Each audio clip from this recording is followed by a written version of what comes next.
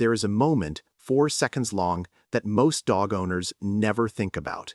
You grab your keys, you walk out the door closes, and somewhere in the next 4 seconds, your dog's brain crosses a threshold that has nothing to do with missing you. Behavioral scientists studying canine departure responses have identified a specific neurological window, roughly that 4-second gap, where a dog shifts from a waiting state to something closer to a threat response. The distinction matters more than most people realize, because the two states require completely different interventions, and most owners are applying the wrong one. You think you're just stepping out. Your dog's brain registers something closer to "the anchor of my environment has disappeared without explanation." That's not sentiment, that's neuroscience. Most owners interpret their dog's post-departure behavior through a simple lens: the dog misses them, or the dog is being dramatic. The barking, the destruction, the scratching at the door. It reads as attention-seeking, or at worst, a training problem that the dog should grow out of. This interpretation is understandable. It's also almost entirely incorrect. The behavior isn't performance, it isn't a bid for attention. What you're observing when a dog howls in an empty apartment or shreds a couch cushion is a mammal executing a hardwired survival protocol, one that evolution built long before domestication, and one that domestication has made significantly more sensitive, not less. The belief that dogs simply need to adjust to being alone is one of the most costly assumptions owners make. Costly to the dog, specifically in ways that don't always show up until significant damage has already been done. Here's what's actually happening inside your dog when you leave without warning. The amygdala, the brain's threat detection center, activates. Not the regions associated with longing or sadness, the threat detection center. Research from the University of Helsinki, published in 2020, documented measurable cortisol spikes in dogs within minutes of owner departure, consistent with acute stress responses rather than mild emotional discomfort. Your dog is not grieving your absence. Your dog is in a physiological state more closely aligned with predator detection than with missing a companion. That distinction is critical, because the solution for grief and the solution for a threat response are different interventions. If you're applying emotional comfort strategies to a physiological alarm state, you're not solving the problem, you're working on the wrong system entirely. The behavioral sequence that follows an unannounced departure isn't random, it's a documented, predictable cascade. Minutes 0 through 2, hypervigilance. The dog fixates on the last point of exit, usually the door, and scans for sensory information. Minutes 2 through 8, vocalization escalates. This isn't distress for communication's sake, it's an alarm call with no recipient. Minutes 8 through 20, destructive displacement behavior begins. The dog isn't misbehaving, it's redirecting an unresolvable physiological state onto available objects. After 20 minutes, many dogs enter a shutdown pattern or begin repetitive pacing. Research by Appleby and Plough, makers mapping separation anxiety behavior, confirmed this timeline across multiple studies.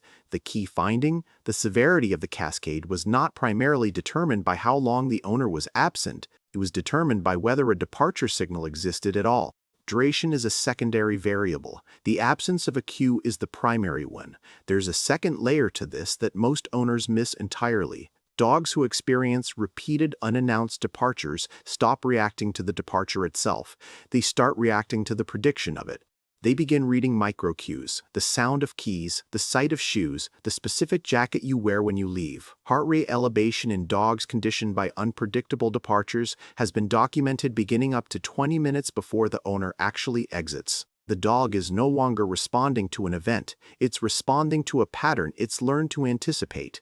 And anticipatory anxiety in this context is measurably more intense than the departure response itself. At this point, the dog cannot fully relax even when you're home, because home is no longer a stable environment. It's an environment in which disappearance is possible at any moment, without warning. It's worth drawing a precise line between two states that owners often conflate. A securely attached dog, when its owner leaves, shows brief orienting behavior, looks at the door, perhaps vocalizes once, and then settles within a few minutes. Baseline heart rate returns. The dog resumes resting or low stimulation activity. A dog conditioned by unpredictable departures shows sustained hyperarousal. It does not return to baseline. Heart rate remains elevated. Vigilance behavior continues well past the point where a secure dog would have settled. This distinction was formalized through the strange situation procedure adapted for dogs by Topol and colleagues in 1998. Their work demonstrated that dogs display measurable attachment styles that parallel classifications developed for human infants: secure, anxious, and disorganized. The panics without you dog and the Mrs. You dog are not on the same behavioral spectrum. They're in neurologically distinct states. The mechanism that drives this is straightforward once you understand it. Unpredictability is the single most powerful driver of anxiety conditioning in mammals. Every unannounced departure functions as an unpredictable stimulus. The dog cannot form a reliable internal model of owner behavior. It cannot predict when safety will be disrupted. Pavlovian frameworks describe this as random reinforcement of a threat state, the most durable form of conditioning that exists. The dog doesn't learn that you're gone. It learns that you could be gone at any moment. That's a fundamentally different psychological state, and it produces fundamentally different behavior. Here's where the common narrative breaks down.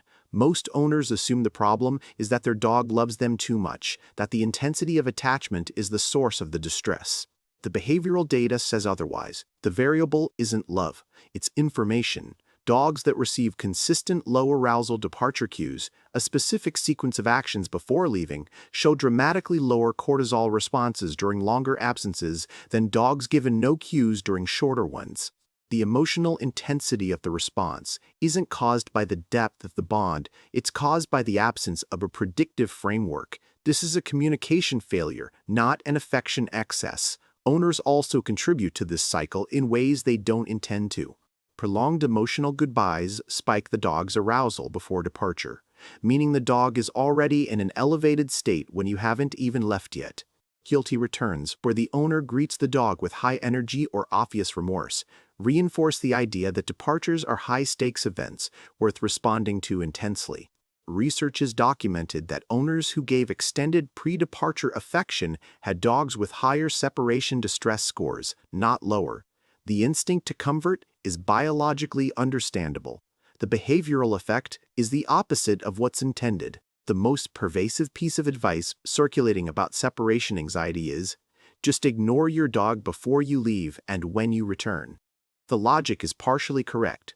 Reducing arousal around departures is supported by research. But the execution, without additional context, solves the symptom while leaving the root cause completely intact. Emotional neutrality removes the spike. It doesn't install the signal. What a dog experiencing unannounced departures needs isn't detachment. It needs information. A consistent, low-arousal cue that communicates, this is what leaving looks like, and returning follows. Removing the emotional component without adding the predictive one is incomplete intervention. There's a deeper concept at work here. Dogs operate on what researchers describe as social homeostasis. They regulate their internal state based on the stability of their social group. John Bradshaw, a dog cognition researcher at the University of Bristol, has documented how domesticated dogs have been selectively bred not just for companionship, but for human dependency, meaning they are structurally more sensitive to social disruption than their wolf ancestors, not less. This is the evolutionary irony. The dogs who suffer most from unannounced departures aren't the least stable. They're the most domesticated, the most adapted to human presence, and therefore the most exposed when that presence disappears without signal.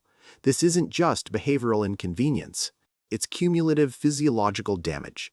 Chronic cortisol elevation in dogs suppresses immune function, disrupts gut microbiome, and accelerates cellular aging. Veterinary studies have documented measurably shorter telomeres in dogs with chronic separation anxiety, a biological marker of accelerated stress load. The dog that appears fine when you're home may be running a chronic stress burden that produces no visible symptoms until it becomes a health issue. Most routine veterinary screenings don't assess for it. The intervention that works is built on one principle: predictability over comfort. 3 components. First, departure signal training. A consistent, low-arousal pre-departure sequence the dog learns to associate with safe, temporary absence. Not a dramatic goodbye. A reliable cue. Second, return calibration, neutralizing the return so it doesn't reinforce the high-stakes interpretation of the departure. Third, absence scaffolding, graduated departure durations that allow the dog to build an accurate internal model. the owner leaves, and the owner returns. The American Veterinary Society of Animal Behavior's separation anxiety guidelines align with the structure. The goal isn't emotional reassurance, it's neurological pattern installation, giving the dog's brain the information it needs to stop interpreting departure as threat. Here's what to take from all of this. Your dog's distress when you leave without warning is not a behavioral flaw. It's not excessive love. It's not a training failure. It's a rational response to an irrational information environment. You are the most significant variable in your dog's neurological world. And for most dogs, that variable disappears without explanation, on no predictable schedule, for no interpretable reason, repeatedly across years. The dogs who suffer most from this aren't broken. They're the most evolved for human presence, and therefore the most exposed when that presence vanishes without signal. That's not weakness. That's domestication working exactly as designed. Watch your dog in the 10 minutes before you leave tomorrow, not at the moment you walk out. Before it. Watch what happens when you pick up your keys. When you put on a specific jacket, when you move toward the door, what you observe in that window will tell you more about your dog's actual stress state than anything that happens after you're gone. Drop what you notice in the comments. And if you want to understand what else your dog is communicating that you're likely not reading, the next video covers the stress signals dogs display throughout the day that most owners interpret as normal behavior.